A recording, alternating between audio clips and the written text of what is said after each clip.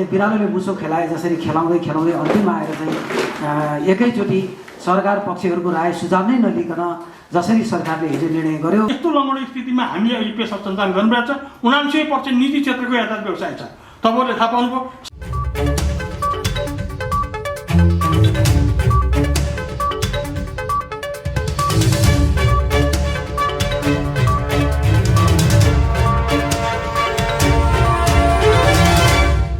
बिरालोले मुसो खेलाए जसरी खेलाउँदै खेलाउँदै अन्तिममा आएर चाहिँ एकैचोटि सरकार पक्षहरूको राय सुझाव नै नलिकन जसरी सरकारले हिजो निर्णय गर्यो त्यसबाट हामी यातायात व्यवसायीहरू आक्रान्त भए आज यो पत्रकार सम्मेलनसँग आइपुग्न बाध्य भएका छौँ र यहाँहरू बिच म यो हाम्रो महासङ्घको तर्फबाट प्रेस विज्ञप्ति मार्फत यहाँहरूलाई जानकारी गराउन अनुरोध गर्दछु र सार्वजनिक यातायात केन्द्रीय महासङ्घ नेपाल प्रेस विज्ञप्ति मिति 2077 साल असाढ 25 गते बिहिबारका दिन नेपाल सरकारको मन्त्री परिषदबाट सार्वजनिक यातायात सञ्चालन गर्ने गरी नेपाल सरकारका प्रवक्ता माननीय मन्त्रीज्यूले दिनुभएको अभिव्यक्तिप्रति यस सार्वजनिक यातायात केन्द्रीय महासङ्घ नेपालद्वारा विभिन्न समयमा राज्यको विभिन्न निकायहरूमा राख्दै आएका मागहरूलाई पूर्ण रूपमा व्यवस्था गरी सार्वजनिक यातायात व्यवसायीहरू सरकारलाई सहयोग गर्न चाहँदै पनि सरकारले व्यवसायीहरूसँग कुनै आपसी संवाद नै नगरी ल्याएको एकपक्षीय निर्णयलाई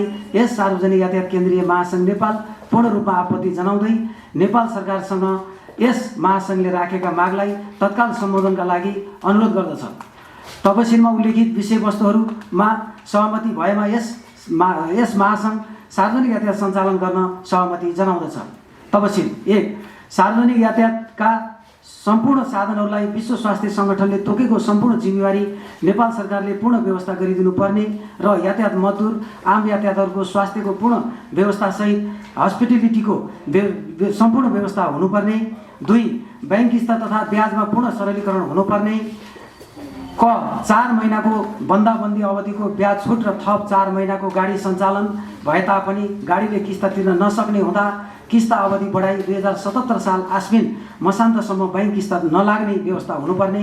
ख नेपाल सरकारले तोके बमोजिम विभिन्न प्रकृतिका साना ठुला मजौला सवारी साधनको सिट मापदण्ड बमोजिम यात्रु राखी सञ्चालन गर्न नसकिने। 3 कागजपत्र कर राजस्वमा बन्दाबन्दी अवस्थाको कर छुट लगायत नेपाल सरकारले घोषणा गरे बमोजिम छुट हुनुपर्ने र 1 वर्षसम्म जरिवाना नलाग्ने ब्याज थप हुनुपर्ने। 4 बन्दाबन्दी अवस्थाको बिमा प्रिमियर छुट अवधिलाई समायोजन हुनुपर्ने। 5 उल्लेखित मागहरू तत्काल सम्बोधन भएमा यातायात व्यवसाय गाडी सञ्चालन गर्न सहमत हुने, अन्यथा सम्पूर्ण सार्वजनिक यातायातको चाबी सम्बन्धित निकायमा बुझाई यातायात व्यवसायको लगानीको बचत पत्र व्यवसायीलाई दिई बाँकी बैंक ऋण समेतको जिम्मा नेपाल सरकारले लिई सार्वजनिक यातायात नै सरकार मार्फत सञ्चालन हुने गरी सरकारद्वारा राष्ट्रियकरण गर्न माग गर्दछौँ। ओमप्रसाद अधिकारी अध्यक्ष, भरत नेपाल महासचिव, सार्वजनिक यातायात केन्द्रीय महासङ्घ नेपाल, केन्द्रीय कार्यालय काठमाडौँ, मिति 2077 3 26 गते। अब यससँगै पत्रकारहरूको जिज्ञासा राखिदिनको लागि म अध्यक्षज्यूसँग अनुरोध गर्दै अध्यक्षज्यूलाई आफ्ना केही भनाइहरू राखिदिन समेत अनुरोध गर्दछु। बन्धुहरू, सर्वप्रथम म यहाँलाई पुनः एकपटक अध्यक्षको हैसियतले हार्दिक स्वागत गर्छु र आफ्ना केही कुराहरू प्रेस विज्ञप्तिमा उल्लेख भएका कुराहरू सँगै अलिकति प्रश्न पार्न खोज्दैछु। हामी अहिले कोरोनाको महामारीको परिस्थितिमा छौँ र यो महामारीको परिस्थितिमा चाहिँ विश्व त अक्रान्त छँदैछ र नेपाल पनि यसले अझ अक्रान्तको रूपमा अगाडि बढ्दैछ र उपत्यकाको वर्तमान परिस्थिति यहाँहरूले सुनिराख्नु भएको छ।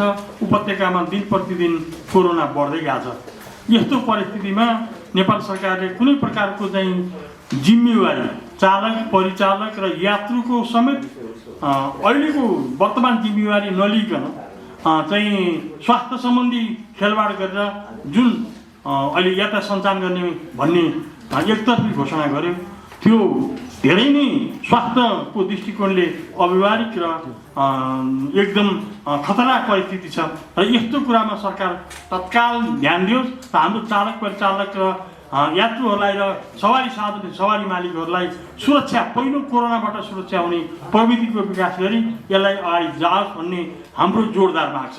यस्तो गम्भीर कुरामा विचारै नगरिकन गाडी चलाउनु भनेर साबिक गाडीमा 50% मात्रै यात्रु राखेर चलाउनु भन्ने कुरा त्यो मापदण्ड छैन, त्यो वातावरण छैन, पार्किङको व्यवस्था छैन, त्यसको व्यवस्थित कुनै प्रकारको अग्रिम तयारी नगरिकन जुन हचुवा तरिकाले हिजो निर्णय भयो आज गाडी चला भनेर भन्नुको अर्थ चाहिँ यो अत्यन्त खतरनाक परिस्थिति छ र यसले कोरोना उपत्यकामा दिन प्रतिदिन र अधिरातिभरि नै जुन जिल्लामा गाडी सञ्चालन हुन्छ त्यहाँ कोरोना बढ्ने सुनिश्चित छ।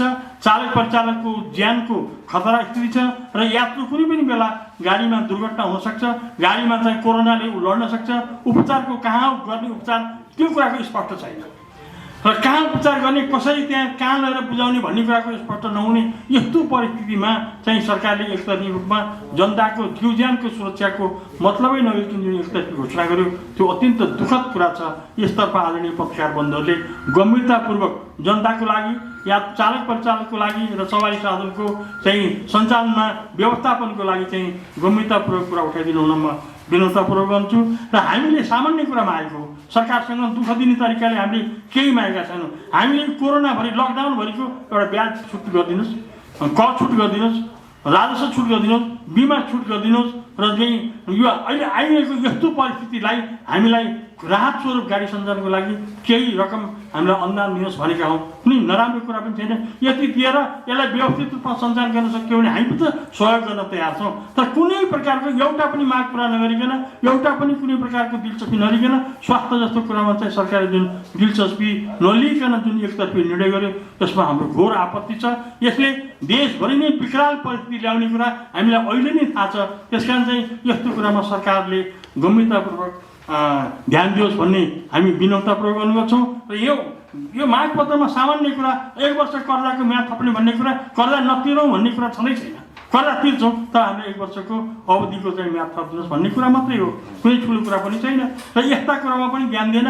र हामी 3 दिन अगाडि विकास समितिको बैठकमा हामीले यो कुरा खुलस्त राखेका थियौँ। प्रतिनिधि सभा विकास समितिको बैठकमा यो परिस्थिति भयो भने यो काम राम्रोसँग हुनसक्छ, अन्यथा यो धेरै नै खतरा छ र यो हुन सक्दैन भन्ने हामीले खुलस्त राख्दै फेरि तपाईँहरूलाई हामी बोलाउँछौँ र सल्लाह गरेर यसको निर्णय गर्छौँ भनेर हामीलाई वचन दिनुभएको थियो विकास समितिको सभापतिज्यूले।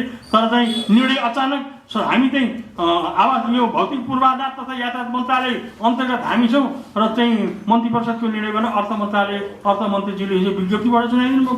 र हामी त एक प्रकारको मन्त्रालय नै छैन जस्तो हो। हामीलाई त यातायात मन्त्रालयले रुलिङ गर्नुपर्ने, यातायात व्यवस्था विभागले रुलिङ गर्नुपर्ने, त्यो कुनै प्रकारको सङ्केत पनि नभइकन अर्थ मन्त्रालयबाट यस प्रकारको विज्ञप्ति आउनु चाहिँ दुःखद कुरा हो। र हामी बेवारिसी जस्ता भएका छौँ। हामीलाई आदरणीय पत्रकार बन्धुहरूले संरक्षणको लागि बल दिनुहुन र यसको व्यवस्थाको लागि यसलाई यो संरक्षण यसलाई व्यवस्थित रूपमा पछिसम्म सञ्चालन हुनको लागि बल प्रदान गर्न हुन म विनम्रतापूर्वक अनुरोध गर्छु। किनभने हामी नेपाली यातायात व्यवसायी राष्ट्रिय रोजगारी हो, राष्ट्रिय पुँजी छ, राष्ट्रिय चाहिँ यो व्यवसाय सञ्चालनको छ। यो राष्ट्रिय स्तरको चाहिँ यत्रो ठुलो नेपालको सबैभन्दा ठुलो निजी क्षेत्रको पुँजीलाई व्यवस्था गरेर जुन अपमानित तरिकाले सरकारले व्यवहार गर्यो हामी ज्यादै दुःखी छौँ। र यस्तो परिस्थितिमा हामी गाडी चलाउन सक्ने परिस्थिति हाम्रो छैन। र यो परिस्थितिलाई सुधार सरकारले गरेन भने यसलाई राष्ट्रियकरण गरोस्। नेपाल सरकार अहिले कम्युनिस्टको सरकार छ र कम्युनिस्टमा विशेष गरी अन्तर्राष्ट्रिय चलन पनि के छ भने कम्युनिस्ट सरकारले त्यो यस्ता जनतासँग सरकार भएका कुराहरू आफै चलाउने पनि व्यवस्था छ। र उहाँहरूलाई कुनै कस्तो तरिकाले चलाउन मन लाग्छ उहाँहरूले यसलाई राष्ट्रियकरण गरेर आफै सञ्चालन गरिदियो भने राम्रो हुन्छ र हामी त्यसमा सहयोग गर्न तयार छौँ। तर हामीलाई यातायात व्यवसायी, यातायात मजदुरलाई जुन किसिमको अहिले एकदम ठुलो जटिल समस्या छ, खाना नपाएर आत्तिएका परिस्थिति छ, स्वास्थ्यको गम्भीर परिस्थिति छ। एकजना धनगढीमा चाहिँ हाम्रो कोरोना लाएर हाम्रो एकजना व्यवसायीको मृत्यु पनि भइसक्यो। र यस्तो पैसा अब धन बढ्दैछ, उपत्यकामा बढ्ने परिस्थिति विकराल भएको हुनाले हामी असाध्यै भावुक भएका छौँ र ज्यादै हामीले दुःख व्यक्त गर्दैछौँ। र यस्तो यसलाई अरू थप कुराहरू हामीले पछि आदरणीय पत्रकार बन्धुहरूलाई विभिन्न कुराहरू छन्, हाम्रो यातायातका धेरै महत्त्वपूर्ण कुराहरू छन्, अर्को पत्रकार सम्मेलनमा हामीले अवगत गराउनेछौँ। आज हामीले धेरै प्रकारको दुःख नदिकन अहिले सरकारले गरेको नीति अव्यवहारिक छ र यो एकतर्फी छ र यो पहिचान हुन सञ्चार हुनै सक्दैन। यात्रु आधा यात्रु राखेर गाडी चलाऊ भनेर भन्ने कुरा लागू हुनै सक्दैन। र चाहिँ स्वास्थ्यको परिस्थितिमा आफ्नो आफै सुरक्षा गर्न सक्ने परिस्थिति छैन, यात्रुले आफ्नो आफै सुरक्षा गर्ने परिस्थिति छैन। यो विकराल परिस्थिति थाहा पाउँदा पनि बिना पूर्व तयारी, बिना पूर्व चाहिँ योजना, बिना सल्लाह हामी सञ्चालन गर्ने व्यवसायीसँग कुनै प्रकारको सल्लाह नलिकन जुन एकतर्फी निर्णय गर्यो त्यो घोर आपत्तिजनक छ। हामी यसलाई अमान्य छ, हामी त्यसलाई मान्न सक्दैनौँ। अध्यक्ष एउटा जिज्ञासा, यहाँले 5 वटा जुन माग राख्नु भएको छ त्यसमध्ये 4 वटा माग चाहिँ उचित र जायज नै जस्तो देखिन्छ। पहिलो मागमा जुन सार्वजनिक यातायात सञ्चालन गर्नको लागि विश्व स्वास्थ्य सङ्गठनले तोकेको न्यूनतम जिम्मेवारी चाहिँ सरकारले पुरा गरिदिनु पर्ने भनेर भन्नुभएको छ। नाफा चाहिँ तपाईँहरू खाने अनि त्यो न्यूनतम जिम्मेवारी चाहिँ सरकारले किन पुरा? यसो भयो, हामीले के भनेको भने हामीसँग जुन यो स्वास्थ्य सामग्री स्वास्थ्य मन्त्रालयले उपलब्ध गराइदिनु नि, होइन, यसको त्यसलाई चाहिने विश्व स्वास्थ्य सङ्गठन अनुसारको स्वास्थ्य सामग्री स्वास्थ्य मन्त्रालयले उपलब्ध गराइदिनु पऱ्यो र त्यसको ग्यारेन्टी गर्नु पऱ्यो। एउटा गाडी मात्रै होइन, अब त्यहाँ दसौँ हाम्रो अहिले चाहिँ 2.5 लाख 3 लाख गाडी छन्। ती सञ्चालनलाई त्यस किसिमको सामान त गराउनु पर्यो। राज्य आफै लाग्दाखेरि पनि सामान ल्याउन सकेको छैन। चाइनाको घट्टा त यहाँले थाहा पाउनु भएको छ। बजारमा छेपछेप्ती पाइन्छ त त्यस्तो सामग्री? कुनै हामीले कहीँ पनि पाउँदैन। हामीलाई कसैले त्यहाँ सामान चौबाट दिँदैन। त्यो सरकारले ग्यारेन्टी हामी दिन्छौँ भने ग्यारेन्टी त्यति त बोल्न सक्नु पऱ्यो नि। हजुर, उसले त्यति पनि बोल्न नसकेले दिन्छ भन्ने त विश्वासै छैन नि। अनि तपाईँले सरकारले गाडी चला भनेको छ, तपाईँले चलाउनु भएन, सरकारले तपाईँले अब जोडबल गर्न सक्छ। तपाईँले अब आन्दोलनमा जानु छ कि के जानु छ, कर्जा तपाईँले छुट पनि दिँदैन, के गर्नुहुन्छ तपाईँले? अब आन्दोलनको कार्यक्रम के छ तपाईँको? समस्या कस्तो छ भने नि हामी त निमुखा छौँ अहिले, किनभने हाम्रो कुरा चाहिँ अर्थ मन्त्रालयले बोल्यो, यातायात मन्त्रालयले बोलेन। हाम्रो फादर हाम्रो सबैले चाहिँ त यातायात मन्त्रालय हो, त्यसले गर्न सकेन। यातायात व्यवस्था विभाग हो, त्यसले गर्न सकेन। ऊ लङ्गडो छ, दुइटै लङ्गडो छ। त्यस कारण चाहिँ यस्तो लङ्गडो स्थितिमा हामीले अहिले पेसा सञ्चालन गर्नुपर्छ। 79% निजी क्षेत्रको यातायात व्यवसाय छ। तपाईँहरूले थाहा पाउनुभयो, साझा यातायात सरकारको त्यो समाप्त भयो, यातायात संस्थान सरकारको त्यो समाप्त भयो, ट्रली बस सरकारको त्यो समाप्त भयो, रोपवे सेवा सरकारको त्यो समाप्त भयो, चाहिँ गोदाम तथा पार्वन कम्पनी सरकारको त्यो समाप्त भयो, एरोप्लेन सरकार जमानत बसेर प्लेन ल्याएको हो र उसले चलाएका जति जम्मै समाप्त भयो। सरकारले आफै चलाएका जति सबै समाप्त भए। अब एउटा निजी क्षेत्रको यो कुरा यसलाई पनि समाप्त गर्ने षड्यन्त्र हो। र यदि यो षड्यन्त्र, यदि यो सार्वजनिक यातायात स्थल यातायात नेपाली निजी क्षेत्र चलाएको यसलाई समाप्त पार्ने कोसिस भयो भने यो हामीले अलि अगाडि पनि भनेका थियौँ, सुरुमा पनि भनेका थियौँ, आज पनि हामीले भन्न बाध्य हुन्छौँ, नेपाल चिक्रिमीकरणको तर्फ जाँदैछ। यो सार्वजनिक सवारी जुन सरकारी चिक्रिमीकरणतर्फ जाँदैछ। त्यो सरकारी सवारी साधनलाई ध्वस्त बनाउनु त निजी क्षेत्रका व्यवसायीको थुप्रो लगानी छ नि त, तपाईँहरूकै कारणले गर्दा होइन। उहाँहरूले चलाउन सक्नु भएन। एउटा साझा यातायातमा 800 कर्मचारी भर्ना गरिदियो मन्त्रीले, त्यो धान्न सक्छ? यातायात संस्थामा उसका कर्मचारी राखिदियो, त्यहाँ 10 जना भए हुन्थ्यो, 200 जना राखिदियो। जागिर पाउने यन्त्र बनायो, त्यसलाई समाप्त बनायो। अहिले त जग्गा बेच्दै खाँदै त्यसको सम्पत्ति त सुरक्षा गरेर एउटा विशेष कोष बनाएर यो देशको यातायातलाई पहिचान गर्न सकिन्छ नि। त्यो काम सरकारले गरेकै छैन। त्यसको छानबिन आयोग अख्तियारले त्यो ती सरकारले चलाएका खारेज भएका संस्थानको अख्तियारले छानबिन गर्यो भने धेरै सम्पत्ति छ। अब त्यो बेच्दै खाँदै विभिन्न बाहनामा बेच्दै खाँदैछ। त्यो अवस्था त छैन नि। कसैको पनि घरबारी भएको छैन सरकारमा पढ्ने मान्छे, तर निजी क्षेत्रको त लाखौँ मान्छे घरबारी भयो। तपाईँले राष्ट्रियकरणको कुरा गर्नुभयो, अब तपाईँहरू के सडकमा ल्याएर गाडी बुझाइदिनुहुन्छ? हामीले ताबी मात्रै बुझाउने भन्यो अहिले।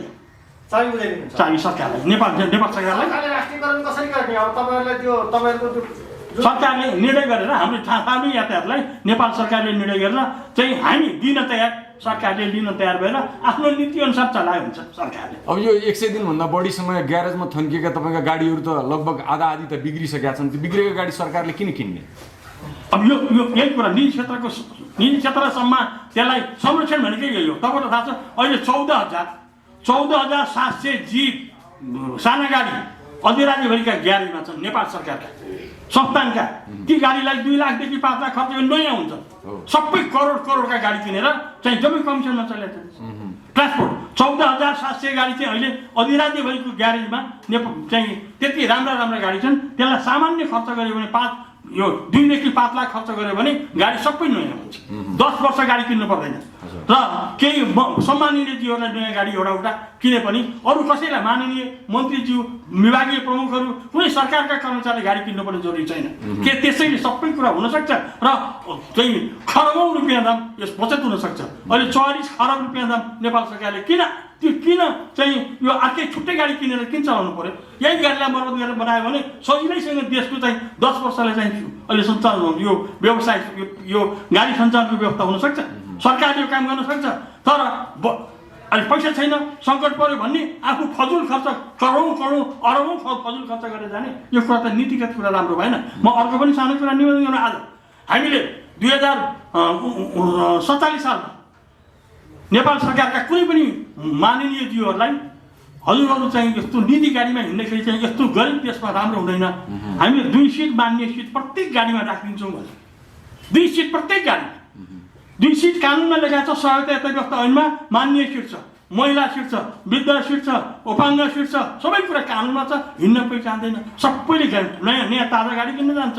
ठुल्ठुलो टल्केका गाडीमा हिँड्न बानी परिसकेको छ र हामीले 2 सिट कानुनमा भएको व्यवस्था सरकारले लागू गरेर के अब किन यो समस्या मान्नु पर्यो भने सरकार चाहिँ पुरा व्यवसायको चाहिँ र राष्ट्रिय पुँजी संरक्षणको लागि चाहिँ लाग्यो भने हामीले सहयोग गर्न तयारै छौँ नि। त्यसैबाट राष्ट्रियकरण गर्यो भने सबै कुरा लागु हुन्छ। विदेशमा भारतमै चाहिँ अहिले गाडी चलाएको छ, तर गाडी कस्तो चल्छ? राज्य परिवहनका निगमका गाडी, सरकारी गाडी चलाएको छ।